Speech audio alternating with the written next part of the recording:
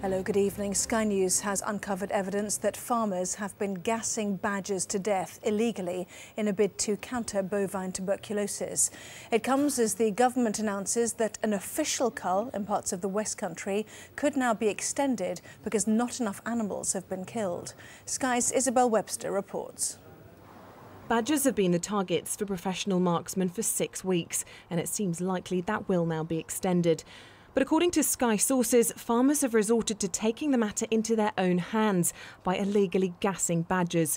We received reports of unofficial trials on 14 farms in the southwest. We've changed the farmer's voice for his own safety. We have done unofficial trials, but we want to do some official trials to prove that it does work and it's humane. Is it gassing or...? Yeah. The technique involves the use of a vehicle engine and a hose. Lethal carbon monoxide would be pumped into a set like this with the aim of killing all of the sleeping badgers inside. Gassing any wildlife is currently banned, and gassing badgers, a protected species, carries a prison sentence and a fine of £5,000 per badger.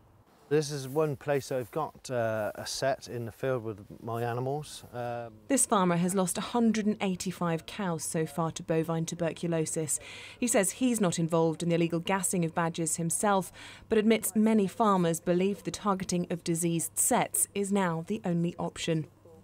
I think if you go for the gassing route, I think yes, you will cure it, because the farmer will help.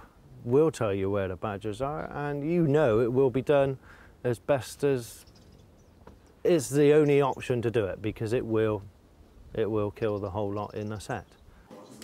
Pro-badger campaigners say farmers have been able to act illegally with impunity for too long. The farmers have been gassing badgers illegally for many years, but the pace of that process has definitely increased with this culling operation. I think it has been a green light effectively from the government and the National Farmers Union to illegal action. And there's no cases that we've seen coming to the courts in recent years. And farmers, I think they can act with impunity and are openly discussing this in farm meetings and are pushing the government now to adopt gassing as a policy. So we're very worried indeed. The NFU has denounced any illegal activity, but the government has recently begun researching gassing as a culling method, although they too were quick to condemn our findings. Well, I think that's most unfortunate, because what has been clear from previous trials is that random culling can lead to an extension of disease. So I'm absolutely clear that cull should go ahead, should be legal, should be licensed, and should use procedures which have been proved to be humane and have been endorsed.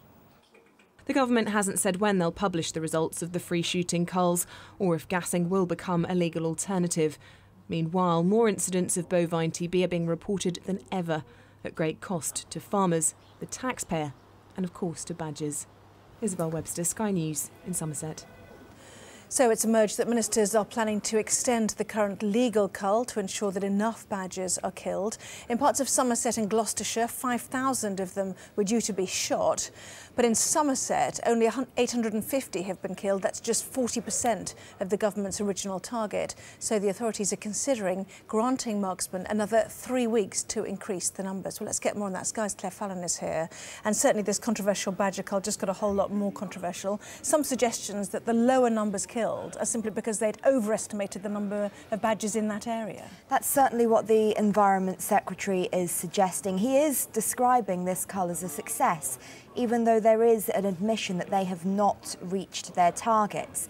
And that's why we now have this request for an extension of up to 3 weeks. Back at the beginning of all of this, we were told that the target was 70% of the badger population across the 2 pilot areas, West Somerset and Gloucestershire. But today we've been told that in West Somerset, just 850 badgers have been killed. That's 40% of the original target. And so DEFRA is explaining all of this by saying that they simply got their estimate wrong at the beginning, that there aren't as many badgers as they thought. Here's what the Environment Secretary, Owen Paterson, is saying about all of this. The company wants to go on a further 2 to 3 weeks. It's a final mop-up operation, and go over 60%. That will help reduce disease, because there's no doubt that some of the badgers they found are desperately sick and in the final stages of disease. So I'm quite clear. It will be good to get a few more if they're ill.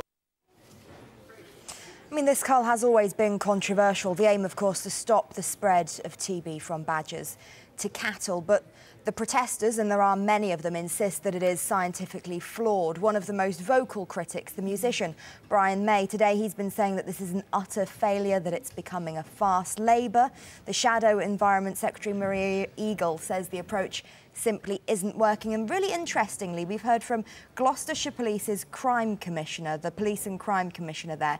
He's also been quite critical. He says, clearly, these pilots are costing a lot to police.